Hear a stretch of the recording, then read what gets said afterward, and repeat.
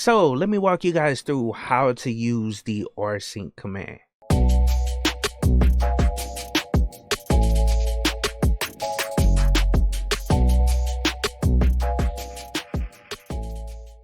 What's up guys, it's Josh back with another video, and today I wanted to show you guys the rsync command. Now I did a video on it a couple years ago, but I know there are constantly new Linux users that are coming into the community and really want to get a good understanding of Linux, and rsync is one of those commands that's very important to understand and is very beneficial, especially when we're talking about moving files back and forth between different systems as well as within the same system itself. And rsync, like I said, is like one of the best commands for this. Yeah, there's the copy command or the move command, but rsync is super cool. And I typically use it for backups. That's mainly why I use the rsync command. It's typically when I'm doing backups. I could do backups to remote servers as well as, let's say, an external hard drive or something to that effect. It will sync the files from one location to another. It also has a whole bunch of other features that I'll walk you guys through, like ignore existing files. So if you already have like a certain amount of files on let's say a destination of an external hard drive, then it will ignore those files so it don't recopy those files, you know, so the process is a whole lot shorter. It'll only copy like new files or files that don't exist on the other location that you're trying to send the files to. But it's super cool, so let's go down and hop right over to the terminal so we can get started with it. Before we move forward, I wanted to give a quick shout out to CIQ, the official partner of Rocky Linux. Rocky Linux is a Linux distribution that is intended to be a downstream complete binary compatible release using the Red Hat Enterprise Linux operating system source code. The project is led by Gregory Kurtzer, who was the founder of the CentOS project. So check out Rocky Linux at ciq.co. Alright, cool. So I have my terminal up, and I believe I didn't say this in the beginning, but rsync is a terminal utility. It's not that difficult to use once you get a full understanding of how it works, you know, as far as the different options. But you have to understand the command line a little bit in order to navigate around, move files, and all that stuff within the terminal. Now, I'll do another video in a couple days or so showing you guys the GUI version of rsync, which is called Rsync, and it essentially does the exact same thing by running these rsync commands that I'm going to cover, you know, in the background of the GUI application. So let's go down and get started. And the first thing I like to do whenever I'm showing you guys a command line utility is show you guys the man page, because this gives you a rundown of what all this command can do. So all we have to do is type man rsync and press enter. And as you can see, it covers pretty much everything about the command. It gives you all the options and everything. Here's the name at the top. It says rsync, a fast, versatile, remote and local file copying tool. And this is the synopsis right here, basically how you run the command. It basically breaks it down how you actually use it. So essentially this is the base way of running it, which I'm gonna show you guys that in a second. But rsync, then your options, and then your source, which is the files that you want to copy, and the destination where you want to put them. So that's essentially how it works. Now you can get a little bit further. You could do pulls, you could do pushes, meaning it's the push is essentially the same as the normal way. It's just pushing from the source to the destination, and you could do it at remote locations. You could do it on the local machine as well. And then the pull is you can actually pull from the remote location to, or the remote source to the destination. And this breaks all those different ways down. And like I said, this is, you know, awesome tool, super cool. But this thing right here in the man page will break down everything you need to know in order to use this command. And I'll go through it, you know, quickly, right, fast. I'll just scroll through it, but essentially this is where you go to get all the information about the command. So all you have to do is press Q to get out of it, and we're back to the command line. All right, now, so let me show you guys how to do a base copy using Rsync. Now, I created a test directory with a couple directories underneath it, with files in one directory and nothing in the other directory. And the one with the files in it will represent our source. And actually, let me get to that directory so you guys can kind of see what I'm saying. So I'm going to this test directory, and let's ls this directory so you guys can see the two different directories. So I name one or source, and I name one or dest for destination. And so if we ls the source directory, and let's just use this as a representation of what we want to move, like the original files or located in our source directory. So boom, you'll see we have a whole bunch of files in it. It's got some archives, some test files, and all that good stuff. So those are the files that we're trying to move, and we want to use the rsync command to move those files, and we want to move them to the or destination directory. And I just ran a ls on there, and essentially the ls command is to list the items within a specific directory. I've done a video on that a while back. I may need to revisit it for new people that are coming into Linux, but essentially we want to move those files that are under the source directory to the destination directory. And so let's I'm gonna press enter just to put a little space in between what we're doing, but let's go down and run a command. So all we have to do is type rsync, and now I'm gonna use two options, and that's A and V. And the A stands for archive mode. It's essentially going to compress the data as it transfers it. Now you don't have to do that, you know what I'm saying, but I always run it with the A option.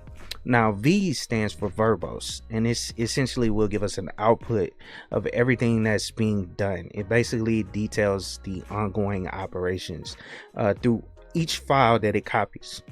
So that's just a good way to see some output as you're running the command. Now let's go down and specify our directories, and I'm gonna put the full path to the directory. So home, Josh, and then test. And then what we want to do is use that or source directory, which that's where our files are located. And you want to put that / on the end of it, because we want to copy everything within the or source directory.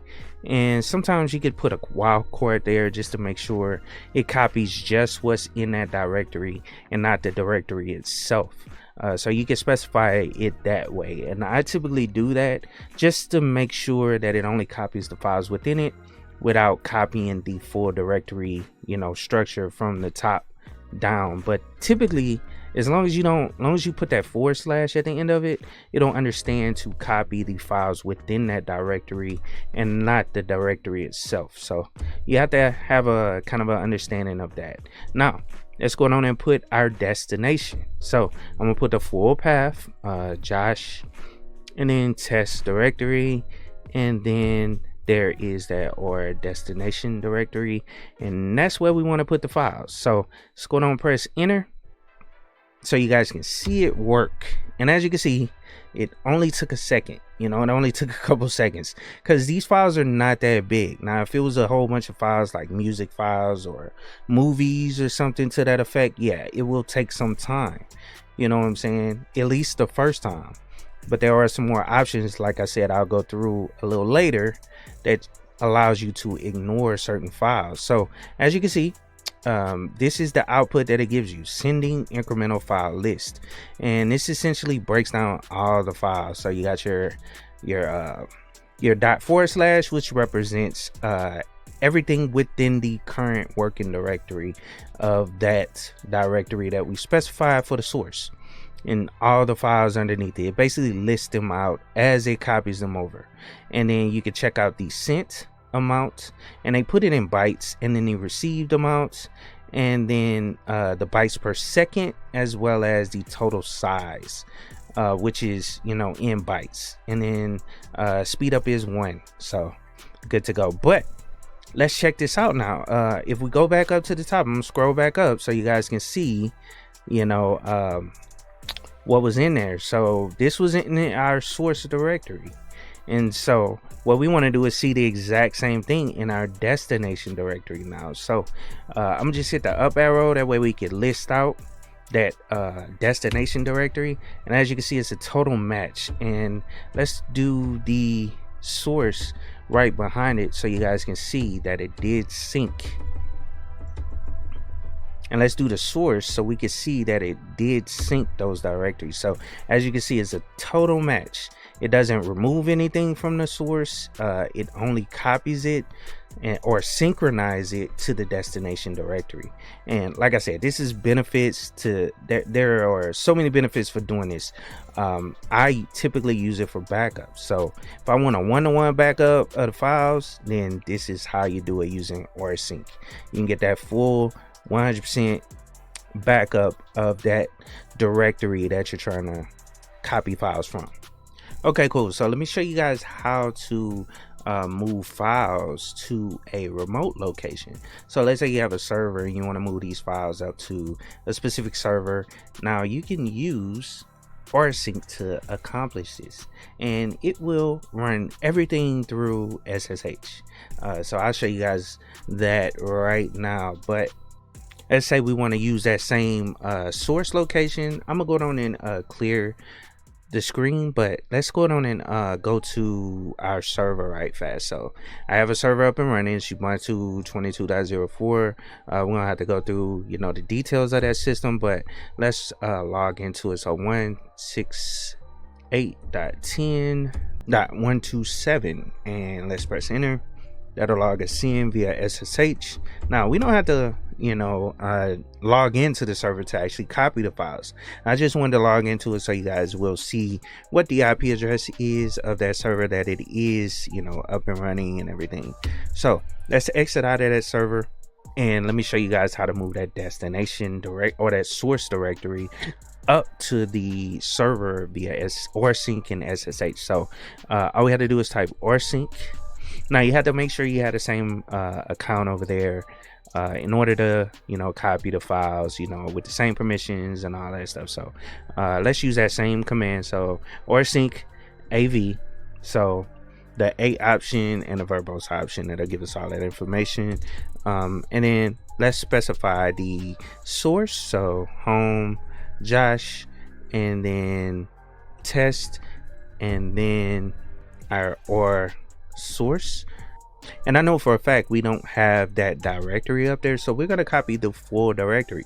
And like I said, I just wanted to specify this. You can copy that full directory by taking that backslash off of it, and that'll copy that directory and all the files within it.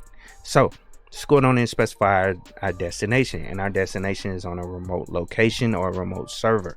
So all we have to do is type the IP address of the server. Now if you don't if you have a different, let's say account name on that server, let's say you want to use whatever, Billy or whatever, well then you'll have to type, let's say, just like if you're logging in SSH, so Billy and then @ and then we have to type in that IP address, so 192.168.10.127, so whatever that destination is. Then we have to put a colon and then a /, and then we do it the exact same way as far as the location on that server, the exact same way. Josh, and I want to put it in the home directory of Josh, but let me go down and fix this because we don't have an account on there named Billy. I was just using that as an example, but the account up there is Josh, and you could type it out, but with SSH you don't have to type out the account name. You can just put the IP address, and it'll automatically assume that you're using the same account name, and it'll try to log in using that same account name. So now that we got the full command written out, let's go down and run it right fast, and I'll show you guys. So it's gonna ask for our password just like if we were logging in via SSH. So we type in our password over there, and then you'll see it'll go through the same process of syncing all those files up there. So spit out the same exact information. It put it, and one thing it did, it copied the directory name first and then all the files underneath it, because like I said, this server didn't have the source directory up there, which could have renamed it to or destination, or I could have created a or destination up there, but whatever. it has that same directory up there now. So that's why I wanted to log into it via SSH. So let's go back into it so you guys can see. And then I'm gonna ls this directory on the server, and you'll see now that we have that or source directory up there. Now let's go on ls that directory as well, so you guys can see that all those files are there, you know, that we copied up to the server. So that's super cool. That's super easy to do. As you can see, it's not that difficult. You know, you just have to have the proper access to whatever remote server that you're using. Like for instance, if it's a cloud server, you want to make sure you just type in the right account information, you know, and all that stuff. Make sure you have the right permissions to write up there, which if you have a home directory, you can write up there. You should be good to go. Just put in that account information, log into it. It'll copy all those files up there for you. Now let's go down, exit out the server, because it's one other thing I wanted to show you guys. All right, so let's go into our source directory and create a new file. So let's see, and let's use the touch command. So touch, and I did a video on touch a while back, but this allows you to create empty files, but we're going to create it within that or source directory, and I want to name it test file 10 because I'm sure there's a file in there called test file. I'm gonna just name it test file _10, but I know it's one up there, so it's not gonna allow me to create the same file name. So let's go down, press enter, and then let's ls that or source directory right fast, just to verify that the new file was created. So yeah, as you can see, test file _10, that has been created. And I wanted to show you guys that you can force Rsync to skip, you know, files that are still new in the destination. And there's another option that you can use. It's the update option, is -u. And let's go down and run our Rsync again. And what we're going to do is use the update option, and this, like I said, will skip files. So let's run it right fast, and this gives me an opportunity to use another option that I wanted to show you guys as well. So let's start off with Rsync, and then -a, and then let's say we want to update as well, but there is another option, is called in, and this is considered a dry run. Now you could type it two different ways. Like you could type the update command two different ways as well. Like update is basically --update, so I can exclude it. I can just put AV right here, and then also go updates, and that'll run that update option as well. But just to make it simple, you can use the shortcut, which is U. And then also there is another option, is --dry -run.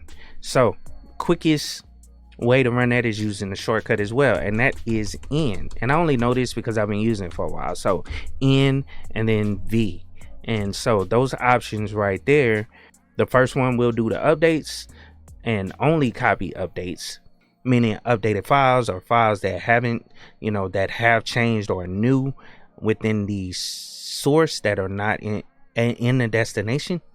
And then the end is to do a dry run, and let me explain what the dry run is. Essentially, the dry run is very important. It's a way for you to test what's gonna happen when you run the Rsync command, because you don't want to run a command and essentially mess up something. It'll give you all the output, but it won't actually make any changes. So let's run the first one right fast. So home, or type the source in, then Josh test, and then or source.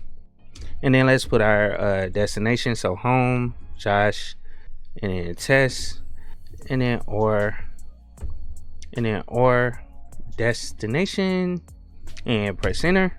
Boom. And as you can see, what it does with the U, it only will copy that new file that we created, because the other files are there and they haven't been changed. You know, this is the only new file, so it'll only copy that file. Now this is beneficial when you copy in a directory that has a whole bunch of files, because the way Rsync works, when you run it by default, it'll copy it, it'll run through each file, you know, just to verify that it's there and everything. It'll basically do a sync.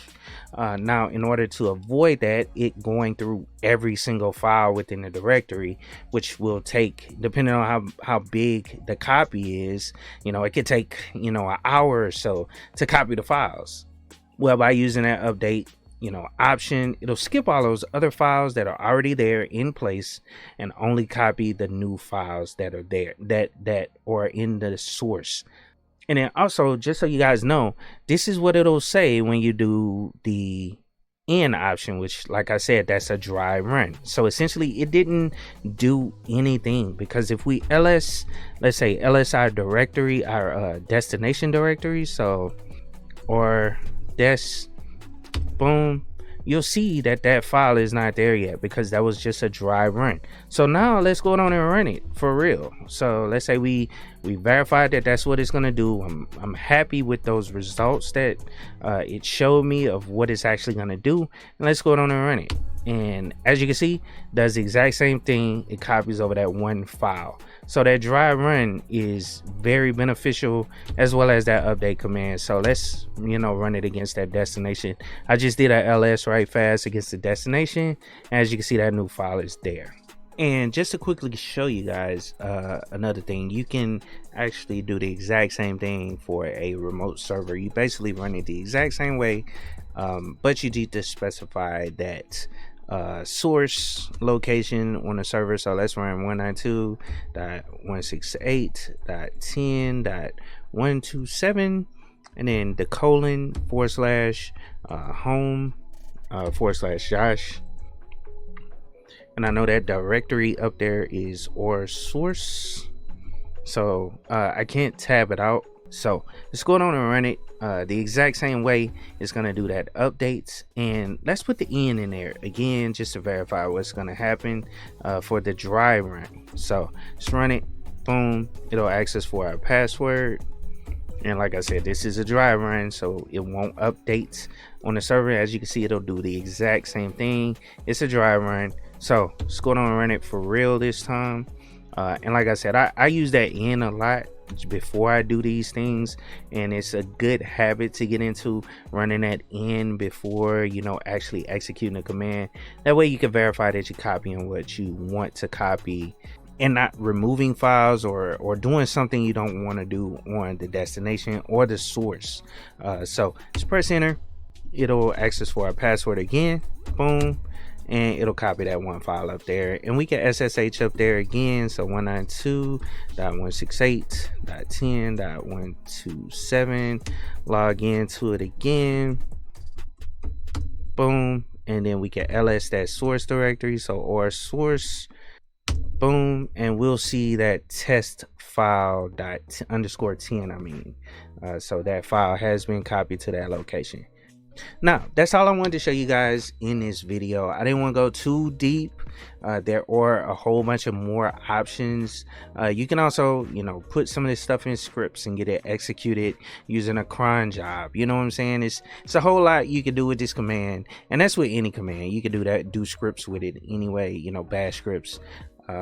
But I'll do that in a later video, but I just mainly want to show you guys the basics. And like I said, I'll do another video showing you guys Rsync. And this is one application that I use a lot because or a lot in the beginning, in order to get a good understanding of Rsync, the Rsync command, because like I said, Rsync basically runs Rsync commands in the background, and it also shows you the command that it's using, as well as the options for the selections that you make within the GUI. So it's a good way of actually learning the commands. Now, I hope you guys enjoyed the video. Please like, share, and subscribe to the channel. And for more Linux tips, go down and let me know down in the comments if it's some command that you wanted to see in the future.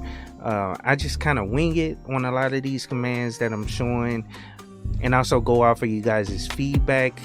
Whenever I see feedback, I try to go off of that feedback and try to do commands based on, you know, things that you guys request in the comments. But please like, share, and subscribe to the channel if you're new here, and of course, keep it techie.